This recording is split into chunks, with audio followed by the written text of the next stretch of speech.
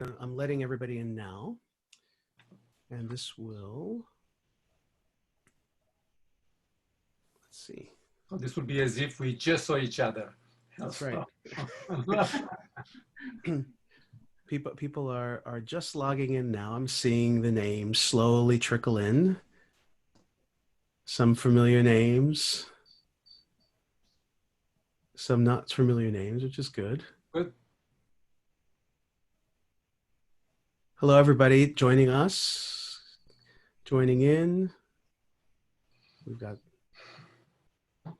okay. Suzanne, do you want to start? Welcome, everyone. I'm Suzanne Wison. I'm the president and CEO of the Phoenix Symphony. And thank you for joining us tonight. This is becoming a very special and favorite new tradition.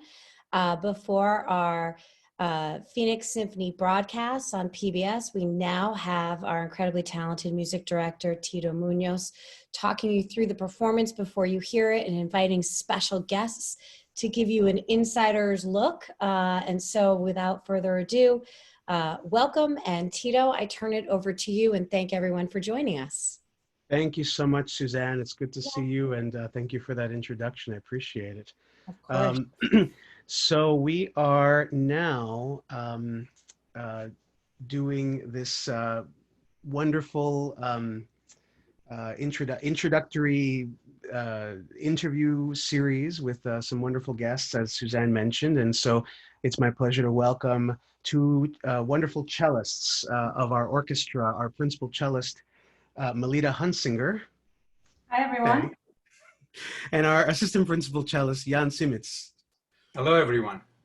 Good to see you both. Thank you for joining us. And Sure. It's interesting to do this virtually, but I guess that's our new normal right now. So we're adjusting ourselves and trying to make the best of it. Why don't we start with that before we sort of dive into the music? But what has that been, that kind of transition like? Right before we went on the air, we were talking about even teaching, because that's a big part of what a lot of us do, and what the challenges are of having to utilize this kind of technology now in teaching. Jan, you were talking a little bit about it, but what's been like that for you? Yes, I do have a couple of students that wanted to continue having lessons. So obviously we had to do it online, and it can be done through a number of platforms. I have on Apple, so you can do FaceTime on Apple, you can do Zoom, and you can do Skype. I used the Zoom and FaceTime, and actually with Zoom I had a very good experience because I guess on my end the connection is fast enough, and the student had a very high speed, internet speed, and it worked fairly smoothly. It's not as good as live, but it's almost as good. If you have good connections, it works up to a point. It works up to a point, yeah. Up to a point, yes. Melita, are you doing any teaching, or are your children doing any lessons like that? Yeah, my children both take piano lessons, and we've been doing FaceTime lessons for the last several weeks, and they've been working out really well for the most part. My kids are 8 and 11, so they're really able to focus. I think younger kids may have a little bit more trouble, but it's going really well. And one thing that's really great about their lessons and the time that I have now since the symphony isn't playing is that I get to be more involved in what they're doing. And in fact, we're doing some really great duets, and with both of them. And so that's a lot of fun. That's great. So this program that we're going to hear at 7 o'clock, it's actually 10 o'clock for me because I'm in New York City, but features one of the staples of the cello concerto repertoire, which I'm sure both of you have at some point in your life studied and performed. Where like I, even as a violinist, there are certain concertos that sort of fall into that Exactly. Very typical trajectory of concertos that you learn while you're learning your instrument. Melita, where does the Saint-Saëns fall in that, and where, or at least where did it fall for you? Well, that's pretty interesting. The Saint-Saëns concerto is one of the first major concertos that students can play, really. So at a high school level, some students are playing this for sure. I actually didn't play this until I was in graduate school. And so that was really a wonderful time for me to learn it. And I got to perform it, in fact, a few years after grad school with the first orchestra that I was a member of. So this piece has a warm place in my heart for sure. Which orchestra was it? With the Arkansas Symphony. That's great. And Jan, how about for you? Where did this concerto fall in your? Of course, obviously, this is a piece that every cellist in the world has played through, at least some of it. You know, unfortunately, I think Saint-Saëns gets kind of a bum rap, just like the Mendelssohn Violin Concerto. Everybody plays it when they are young, and it sounds young. So it really takes an artist to be able to appreciate the beauty of this piece. I remember, you hear everybody playing it, and it sounds like young people playing it, and then when you hear an artist playing it, you realize, oh, it can sound that good. Yeah. Well, anyway, I'm trying to remember. Was it the 9th? It was early in high school. It was 9th or 10th grade. I think I did Boccherini first, and then Saint-Saëns. And then Saint-Saëns, and then I moved on to other pieces, of course. And actually, there is a continuation to this story because after high school, of course, if you want to go on, you go to college, you go to the conservatory in Romania, and that's a major task, a major entrance examination. It's a 4-day or 4-event event. Then the first one is the recital. And you play a concerto and Bach. And at that time, they were require, I mean, you could choose between Boccherini, Saint-Saëns, or Lalo. So you had to prepare one of those. But since I was done with those, I was working on Haydn C major. And at that time, that was one of the pieces that I was just crazy about it. I was dreaming about it. We didn't have any digital media. I had to go to the library and listen to performances, but everything about, the piece was fairly new. This was a while ago, so the piece was just discovered maybe 15, 20 years. That's right, yeah. Before. I think it was discovered in the 50s in some castle in Hungary, somewhere, yeah, or Austria. And so I was crazy about Haydn, and I really wanted to do Haydn C major. So of course, with this being such a major big exam, I had to ask for permission early enough, and I did it early enough. And eventually I got word that, okay, Haydn C major, it's comparable. It's okay for you to play Haydn C major for the exam. So I was all set to do that. And I think it was 6 or 7 days before the test that, no. You cannot do that. Oh, no. You have to pick one of the concertos from the list. So, okay. So let me see. I have 6 days. I hate Lalo. I really don't want to do it.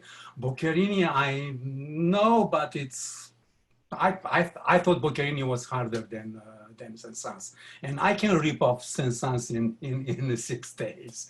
So of course, practice like mad for 6 days, and yeah, I guess eventually it all worked out. But it was really practicing until I couldn't play anymore.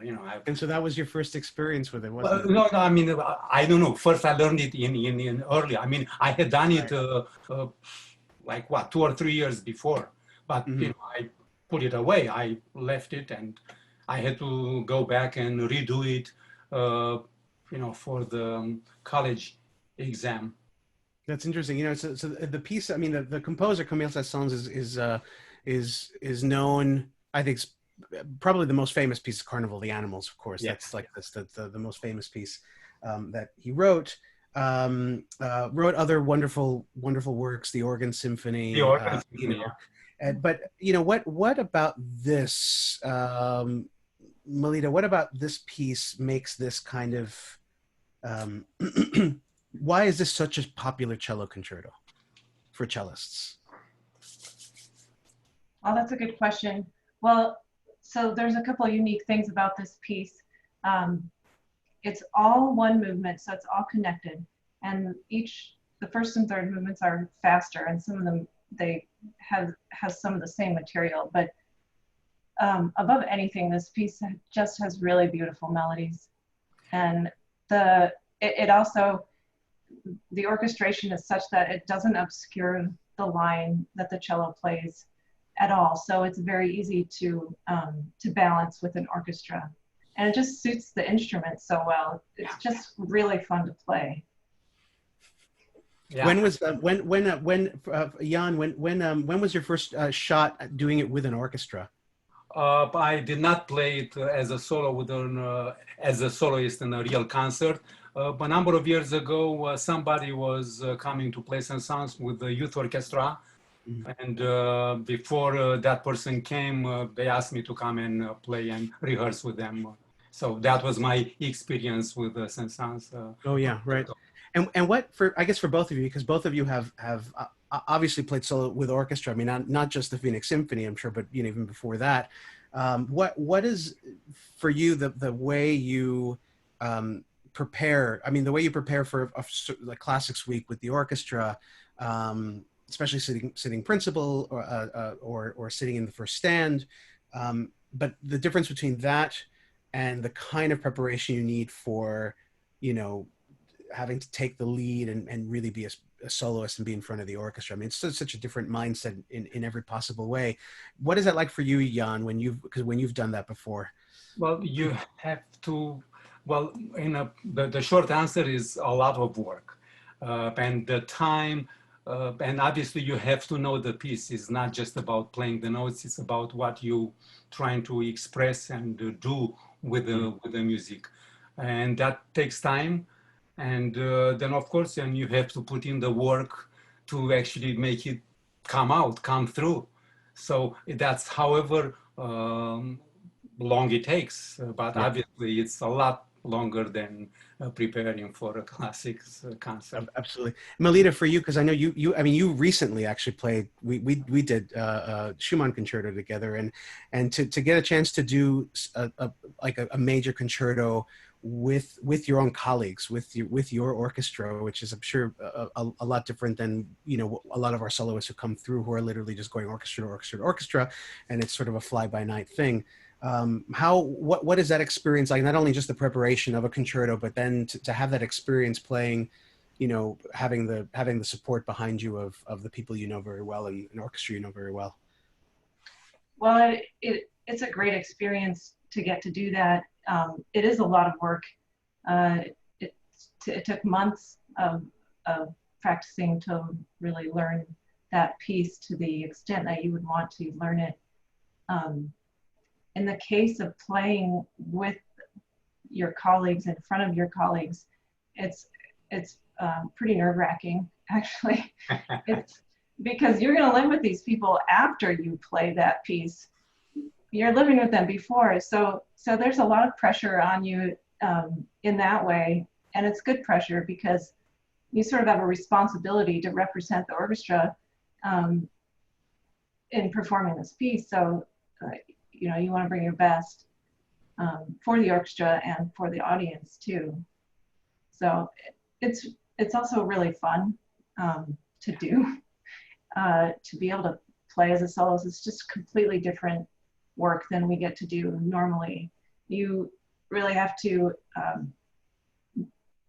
just have a much bigger sound, a much bigger persona, just project the ideas that you have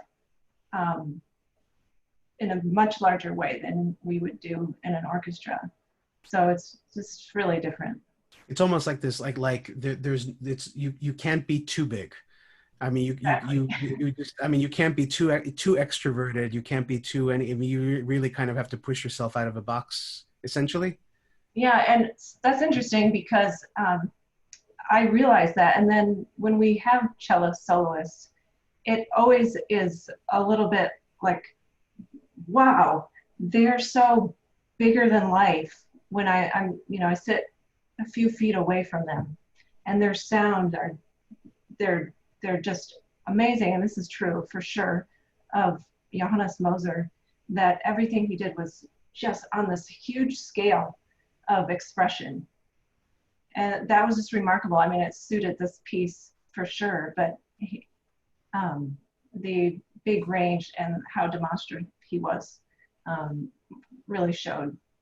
There's something almost, I feel like there's something almost operatic about this particular concerto also, because, you know, the cello is as you mentioned, Melita, the cello, you know, the orchestration allows for the cello to just shine through. You know, there's never anything that's really covering, never anything kind of against it. You know, Jan, when you're accompanying a cellist, you know, obviously, you know, it's the same. I think it's the same with any instrument. When you're accompanying a soloist of your instrument, you know, there's always a little bit of extra scrutiny. I think there's always also just extra. I feel like, you know, your orchestral part is I think there's just automatically going to be so much more nuance in the orchestral part that you're playing, because you know exactly what the soloist is doing in every corner. But what is that like for you when you have to accompany not only a cellist, scrutinizing a cellist and somebody in particular like Johannes Moser, who's obviously a wonderful artist? Yes, well, that's exactly right. You know, as a cellist, of course, we know the pieces very well, and I actually enjoy every time we have the soloist coming. I think it will have to be a particularly bad situation for me not to enjoy it. But yes, then the attention to detail as far as my playing, my part in the orchestra, to be able to fit it with the rest, it's much greater. And in the case of the Saint-Saëns concerto, that's such a unique piece. It's the only, I can't think of another major concerto that can start with a bam and you are literally off to the races, and you have to carry on. And indeed, it's written extremely well for the cello. There is another, so that is one unique aspect about is the beginning. There is no introduction. It just basically is like a chase. There is a gun, start and go. That's right. Yeah. And then what is it? It's in the last movement, Melita, that you know, that's passage. Yeah, the passage where you start on the low C, you go all the way to the end of the fingerboard, and then you go on to harmonics until again you run out of fingerboard and you are done. Yeah, it's just, I mean, he thought of that and I said, okay, let's put it in this concerto. But it fits musically, it does fit, because Saint-Saëns has such a great range of expression. Of course, the first movement, it's, you know, has its two main theme, and the first one is this, it's like a horse race, basically. You have this 6/8 galloping along in triplets. But for me, I mean, at least the way Moser did it, the slow movement was absolutely fantastic. It was like, I don't know, Christmas time, it's snow outside, it's calm, and you are inside where it's warm, and you are looking outside where this incredible fairy view and this just incredible, beautiful melody, and the back and forth between the orchestra and the soloist is just magical. Yeah, that's a very, when that slow movement, that second movement starts, you know, the orchestra's playing this very kind of, like you say, like they're like snowflakes. They're just these little itty bitty notes that orchestra kind of peters through, and then the cello gets this wonderful, just long everything, and it's total magic for sure. Yeah. So also on this concert, as two contrasts, is we have this Hilary Purrington new work that we opened with, and then the Beethoven Second Symphony on this, I believe it was the Second Symphony. Yes. Second Symphony on the second half. And what what is that change of, I mean, I know how it is for me, but as a player, because obviously there's a style, not only in accompanying, but also in just the romanticism of playing that kind of piece, the Saint-Saëns concerto, and then going into something that's I don't know, equally as expressive, I think, but just in a different way. This Beethoven Second Symphony, which is actually a very cheerful symphony, but it's a very energetic symphony. From Melita, what is that like for you? Actually, having that sort of change of gears. Well, going from a concerto to a symphony is generally your focus in a concerto is for a large part on the soloist. So you're thinking about what they're doing, listening to what they're doing, and balancing in a way that one voice can be heard all the time. And so there's a lot of light playing in any concerto, so that the balance of that instrument can come through. And then you contrast that with going to playing a symphony. It's like all the sections of the orchestra are like soloists, and we each have to decide at what point we are important or not important. And so it's always the same decision making that we have to do, and listening, but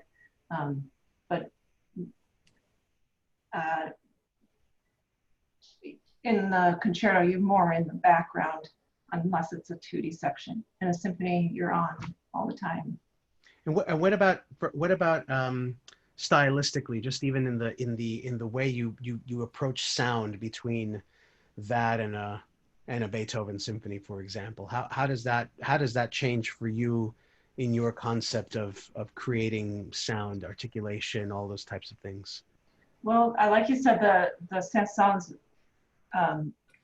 you said it was rather operatic, and I thought that same thing about Mozart's playing. Is sometimes when he had these moments without the orchestra, it's like time stood still. Yeah. And he could just sit there forever, like an amazing soprano, and you'd be waiting there for him as long as he wanted to take. And along with his timing, his sound is just like a gorgeous singer. It was so rich, and that's what this, Saint-Saëns, this romantic era music is. Beethoven wrote his symphony 70 years before that. So the sound for a symphony is a little more pure, a little cleaner, a little less hard on your sleeve kind of sound, and refined, even though that Beethoven symphony is very unexpected. There's all kinds of crazy stuff going on in that piece. It is a kind of a wild piece, actually, for even for Beethoven. It's not often played, actually. The Second Symphony is not often played. It's always 3, 5, 6, 7, 9. And so, yeah, I mean, when you get a chance, Jan, to play one of these, like, different smaller Beethoven symphonies, for me, it's always a wonderful, always a wonderful experience. But what is that approach like for you? Not only the aesthetic of the piece, but also the approach to sound. Well, yeah, it's Beethoven's Second Symphony. I guess it's his last symphony in his early period. He was continuing the Haydn and Mozart tradition. Yeah. And yes, it's quite actually, it's playful, it's fun, sometimes it's very muscular. The beginning theme of the fourth movement, when I first played it, I thought, what is this? But anyway, he went with it and did a whole movement around it. And with yes, it's true that certain symphonies are played more often than others, but I think a lot of pieces, they have a life of their own and they have a cycle of their own. I remember back when I first came to this orchestra, we played this symphony not often, but a lot more. We played it with guest conductors and with our conductor. And prior to Phoenix Symphony, I did it in school at USC. Prior to that, I did it at school in Romania. So that's when actually I learned it for the first time. So back then, it seemed that I played it a lot. And at the same time, both in Romania and my early years here in the States, I also played countless time Così fan tutte. Somehow it happened that, and then of course nobody else plays it, you know. Right. Exactly. So this, I mean, obviously all these good pieces, sometimes they have a life of their own, and they go through cycles. And sometimes they pop out in concert halls everywhere for a while, and then they may go away. It's true. There are some interesting pieces like that. I mean, I remember there was a time when like Liszt's Le Prélude was like a standard. Everybody played it, and now nobody plays it. I mean, there are a lot of another one I thought. Yeah, there are a lot of pieces like that. That are, you know, but this particular symphony is one of my favorites. That's for sure. And I love there was one interesting story about one of the critics from, like, you know, either the premiere or one of the early performances of it that Beethoven led, but he conducted himself, noted, and I don't know whether to take this as whether it was a compliment or was it just he was, you know, just commenting on what actually happened, or whether it was a slight against Beethoven. But he mentioned that the second movement, the slow movement, that there was almost not one measure in the same tempo because there was so much rubato. That was really interesting, and because actually I think that movement in particular does allow it, it's definitely conducive for that kind of approach to it if you're going to be very sort of operatic and rubato with it. But I thought that was very, very interesting. Well, guys, we have 2 minutes till the thing. So I want to just thank you both for joining me. It's a short time. It goes by very, very quickly, but it was really a pleasure to have you and chat with you. And it's nice to see both of you because I would often see you guys sitting next to each other, you know, in the orchestra. So it's a pleasure to chat with you and to share your thoughts with the audience. If you, for the audience, you can see in the chat, there's a link to the broadcast, which will be at KBOC. Those of you in Arizona, you can just tune in to KBOC on the radio, or you can go to kbaq.org. You can listen to the Phoenix Symphony. Also on the TuneIn app, just search for KBOC and you'll be able to hear it there. Hope you enjoy the music of Hilary Purrington, Saint-Saëns with Johannes Moser, and Beethoven's Second Symphony. Thank you, guys. Appreciate it. Thanks. We'll see you soon. Thank you so much. Stay safe, everybody. Thank you. Bye-bye.